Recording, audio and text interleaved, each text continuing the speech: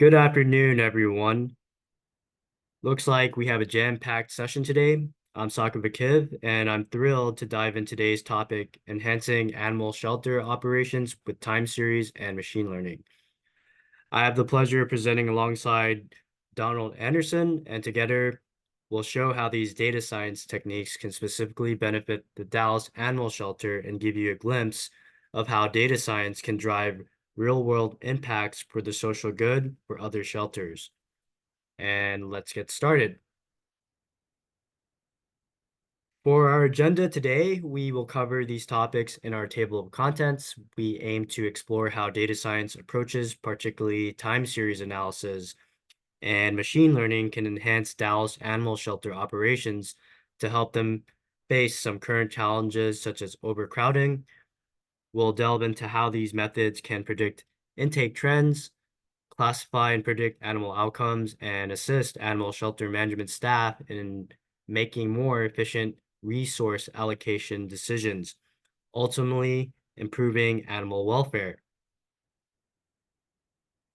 Animal shelters, including Dallas Animal Shelter, face numerous challenges such as overcrowding, fluctuating intake rates, and ensuring high adoption rates. These issues constrain resources, impact the quality of care provided to the animals, and increase risk of disease, infection, transmission. Here we can see data from Dallas Animal Services website with respect for critical overflow capacity of 135% for dogs and high capacity of 67% for cats from a daily report card pulled for October 19th, 2024.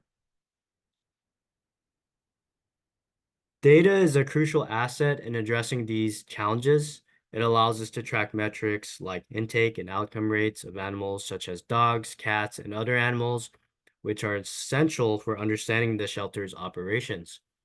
Here we have data provided by the Dallas Animal Shelter Services for intakes from the field or shelter and outcomes such as adoption, return to owner, rescue, and euthanasia numbers from this daily report card.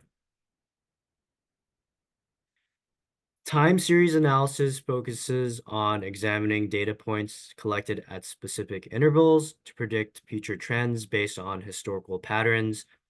For instance, we can forecast peak periods of animal intake or adoption, helping the shelter prepare and allocate resources more effectively, such as room capacity to be distributed among different types of animals. Looking at 10 years of data from the Dallas Animal Shelter, we notice intake trends. For example, there's a significant peak in June 2019 with 5,000 animals shown by the big red arrow. The ovals indicate peaks around the summertime, while the record lows between March 2020 and February 2021 correspond to the COVID-19 pandemic. Later, I'll briefly explain how time series can help predict animal intake numbers for certain periods, such as 5 months out from September 2024. Machine learning, a branch of artificial intelligence, trains algorithms to detect patterns and make predictions. In the context of Dallas Animal Shelter, this technology can analyze animal intake data, forecasting future admissions, and aiding in strategic room capacity planning for different animal types. Furthermore, machine learning can classify animals by their likelihood of adoption, helping developing marketing campaigns, events, and programs tailored to those animals that struggle to find homes. For example, K-modes clustering effectively grouped animals with similar intake conditions, breeds, and outcomes, providing the shelter with actionable insights. The three clusters revealed distinct profiles of animals: rehabilitated dogs likely to be adopted, surrender dogs often euthanized, and stray cats often transferred. This kind of fits our intuition. These insights can help the shelter make better decisions regarding resource allocation, focusing efforts on rehabilitation and adoption strategies for animals in specific clusters. Now, effective data analysis starts with gathering and preparing the right data from various sources, in this case, Dallas Animal Shelter Open Data. This involves cleaning the data, transforming variables such as one-hot encoding categorical variables, and scaling numerical variables, and feature engineering, creating new columns that can add valuable information for analysis. For instance, a new target variable to track intake numbers across data times for use in time series forecasting. Finally, validating the data ensures accuracy and readiness for analysis, leading to better predictions and decision making. To construct a time series model, we begin by choosing a suitable baseline method like ARIMA, autoregressive integrated moving average. Next, we train the model with historical data and validate its precision by comparing the predicted outcomes against the actual results. Notice the red line on the time series plot indicating a forecasted intake of 2,982 animals for February 2025, achieved using an ARIMA 200 baseline model. I'll now hand the rest of the other topics to Donald Anderson to discuss. Thank you, Sakava. Creating machine learning models involves several steps: selecting a suitable algorithm, training the model with data, and testing its performance. Common algorithms include logistic regression, random forests, K-modes clustering, all each suited to different types of prediction and classification tasks. Once the models are built, it's essential to evaluate their performance using metrics like RMSE, which stands for root mean squared error, accuracy, precision, recall, and the F1 score. These metrics help us understand how well the model is performing and identify areas for improvement. For example, our time series model, ARIMA 200, we had an RMSE of 467 that outperformed our other models for 5 months forecasts. We think this could be a useful model.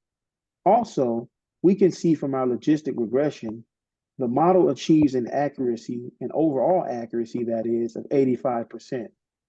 Return to owner and euthanize have the highest precision and adoption second highest recall score. Macro and weighted averages offer a comprehensive view of the model's performance across all classes with scores around 85%. This classification can be useful.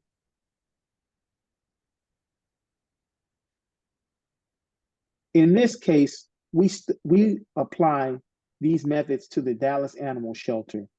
By analyzing historical data, we can predict future intake, classify animals most likely to be adopted, and identify animals struggling to be adopted by targeting programs to assist with, helping the shelter manage its resources more effectively and improve animal welfare.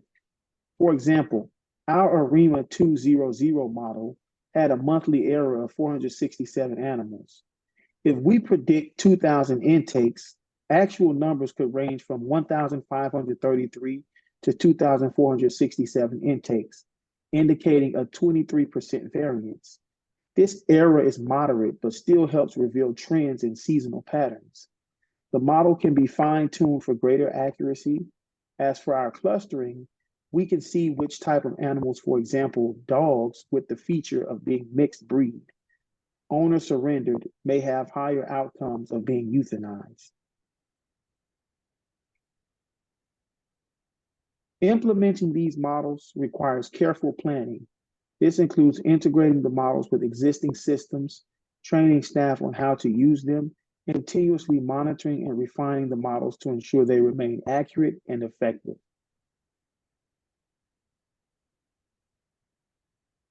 The benefits of using these data-driven approaches are significant. Shelters can better allocate resources strategically, improve adoption rates, and reduce overcrowding.